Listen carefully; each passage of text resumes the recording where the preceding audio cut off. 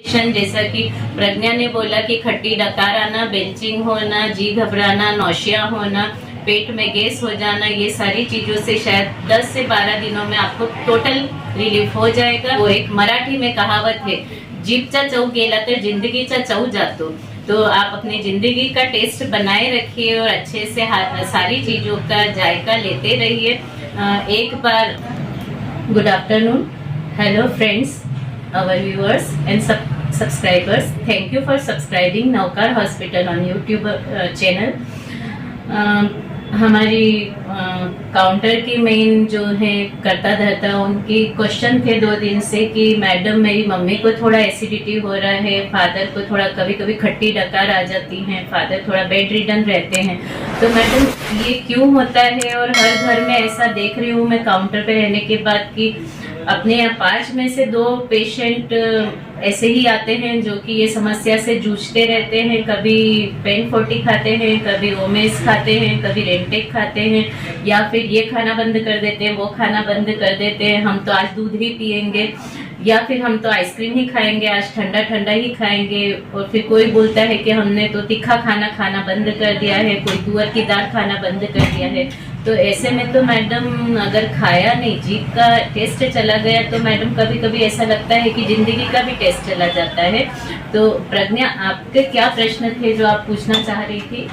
Madam, Navkar hospital में पेट दर्द के मरीज, एसिडिटी के मरीज, वो अपनी प्रॉब्लम जैसे खट्टी डकार, जी घबराना, ऐसी तकलीफें भी बताते, क्योंकि मेरे घर में भी मम्मी पापा को ऐसी प्रॉब्लम होती है। तो देखा जाए तो शायद मैक्सिमम घरों में मुझे नहीं लगता कि 5 में से 4 घर में एक ने एक हर दिन ये समस्या से जूझते रहते हैं कि एसिडिटी होती है, खट्टी डकार आती है, खाना खाने के बाद पेट फूल जाता है, खाना खाने के बाद जब पेट फूल जाता है तो थोड़ा दम जैसा लगने लग जाता है, या फिर पसीना छूटने लग जाता है, 1 घंटे तक किसी काम में दिल नहीं लगता, बेचैनी जैसी लगती है, और जब तक खाने को 2-3 घंटे हो नहीं जाए हम लोगों का तकलीफ पेट में ऐसा लगता है कि टाइट हो गया है, जी घबराएगा, गैस पास नहीं होगी।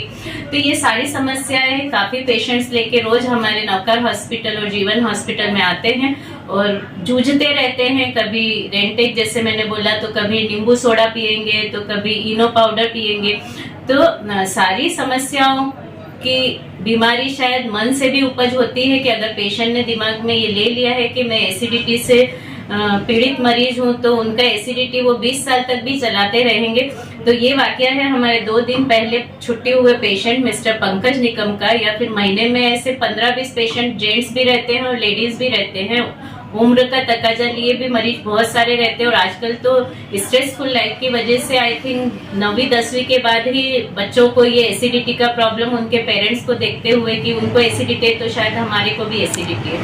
तो what is this acidity? Acidity is normal amount में एसिड पेट में, स्टमक में नॉर्मल अमाउंट में रिलीज होता है। वो नॉर्मल अमाउंट में रहा तो डाइजेशन करवाएगा, और अगर वो अमाउंट से ज्यादा एक्सेस हो गया तो इट सिम्स लेमन लैंग्वेज में क्या है वो कि एसिडिटी हो जाता है। बट एसिड का प्रमाण ज्यादा हुआ तो खाने को पचाएगा नहीं, और दोनों में कशमकश फूड में और एसिड में रहेगा, और वो फिर पेट फूलता जाएगा और पेशेंट को लगेगा कि मैं काफी 10 साल 20 साल एसिडिटी से वो तकलीफ में जूझता रहता है, और फिर उसको कॉन्स्टिपेशन हो जाता है।